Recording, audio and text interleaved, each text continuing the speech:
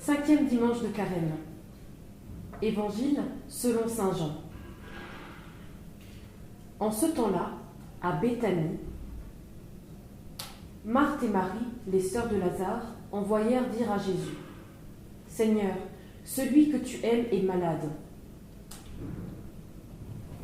Dernière étape du chemin de Carême, dans un petit village à Béthanie. Pâques n'est plus très loin pour nous, mais Pâques n'est plus aussi très loin dans l'évangile de Jean.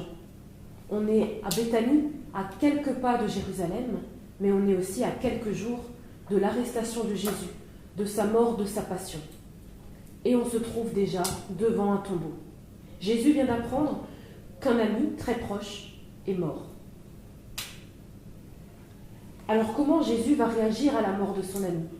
Comme tout homme, il est bouleversé, il se rend au tombeau, il pleure et il prie son Père.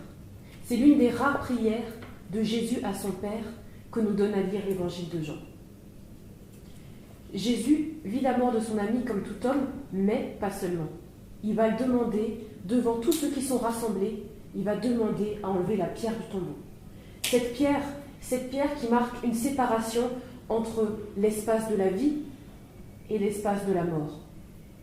Pourquoi enlever cette pierre ? Lazare est mort, et depuis 4 jours déjà, petit détail intéressant, son corps sent déjà. Devant la famille de Lazare, devant ses amis, ses proches, ses voisins et tous les curieux rassemblés, Jésus va faire un signe. Son dernier signe est son signe le plus grand. Celui qui va pouvoir encore nous permettre de comprendre qui il est vraiment. Le tombeau, la pierre, les bandelettes, tout ça va prendre bientôt un autre sens. Un sens nouveau avec celui qui va vivre le grand passage de la mort à la vie. Avec l'outil Saveurs d'Évangile, découvrez ce texte du 5e dimanche de Carême. En groupe, en équipe, en paroisse, retrouvez-vous pour partager autour de la parole de Dieu. Venez, goûtez, savourez.